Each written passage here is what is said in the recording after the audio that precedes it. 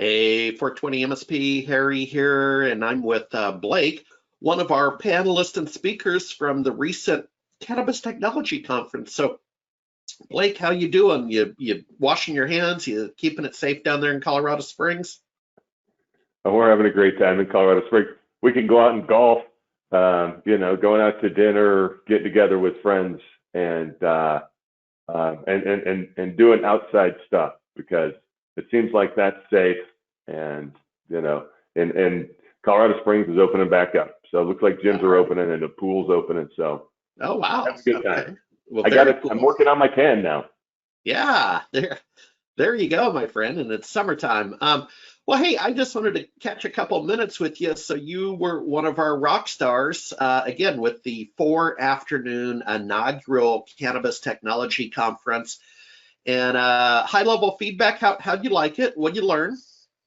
I thought the conference was very good for being an inaugural conference. In 20 years, I'll be able to look back with you at the SMB Nation startup ones, Yeah, and so that'll be kind of fun. But I thought your panelists did good. The format was good. It was my first um, non-in-person conference, and okay. so for attending my first one, I have not done. A lot of other conferences have been canceled and haven't done anything virtually that I wanted to sign up for. Um, and so it's sort of a pioneer in the virtual conferences. I thought it went well. Um, I look forward to seeing some other ones to see how they do them. But I'm looking forward to getting back in person because for me, it is much better to be in person and Yeah. Well, and let's talk about that. You were saying off the air that you like to get on a plane, go somewhere for a few days, and focus, and not have a distraction or a alarm bells going off. And so that's part and partial to it too. When you're in person, you also prefer to travel somewhere different. yeah.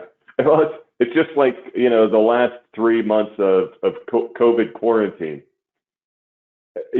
Your family, those with kids and spouses and boyfriends, girlfriends, whatever, or even roommates, they think you are a lot more accessible for them to bother and distract. Your dog barks or something happens.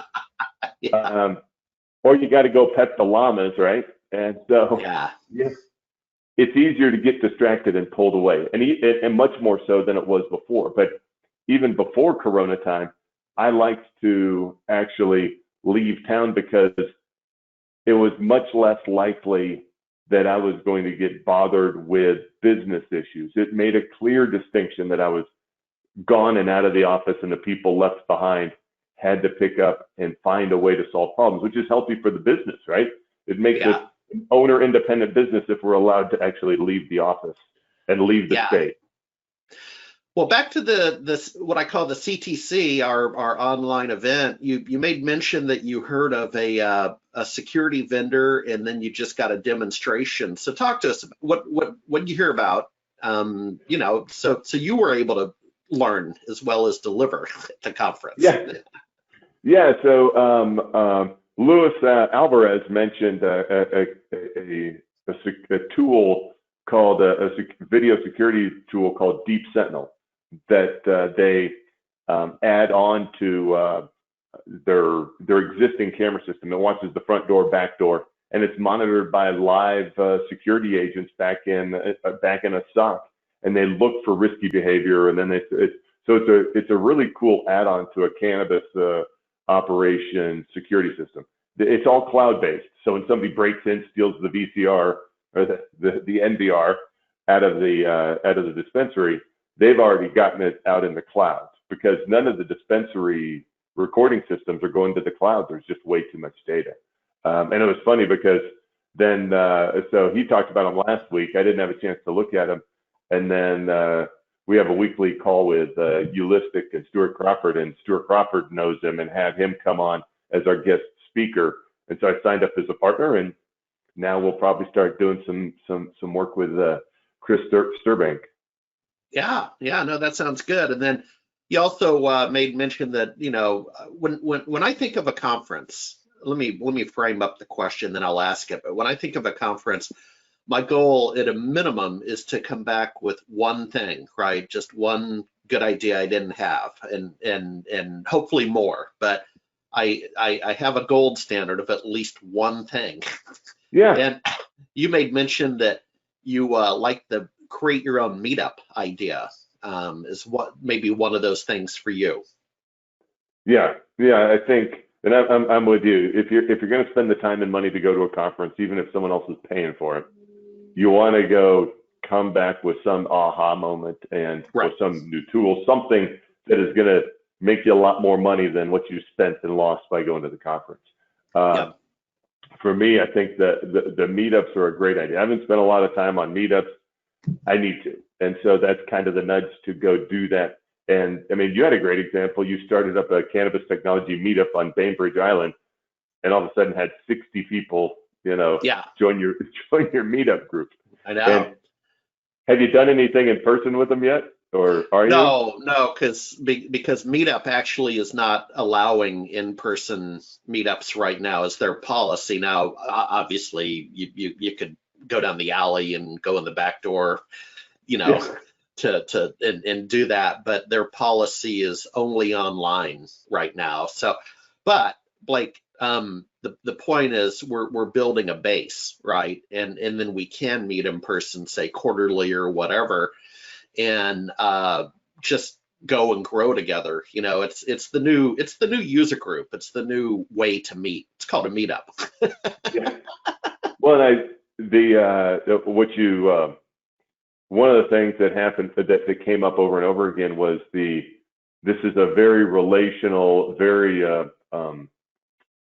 very friendly industry, but it's very relational. So you've got to get out and go meet people and get to know people, and not just at the bud tender events, but at the leadership level. So whether it's working on policy stuff, government stuff, or whether it's going to a meeting where the NCIA or whoever, and there's a lot of debate about which is the right group to work with also. But just getting out there where some of the owners are and some of the investors are and spending time in that environment, getting to know the general managers. And then as you get to know them, then they start to trust you. Yeah, it's exactly that. A slide that I quoted from concerned a cannabis insurance agency in Steamboat Springs, Colorado, where career commercial lines insurance guy who's now come over to cannabis said his traditional motion doesn't work in the cannabis vertical, right? So, the traditional insurance guy, call, email, send letter, call, email, send letter, Yeah. said it doesn't work because, to your point, it's about the relationships.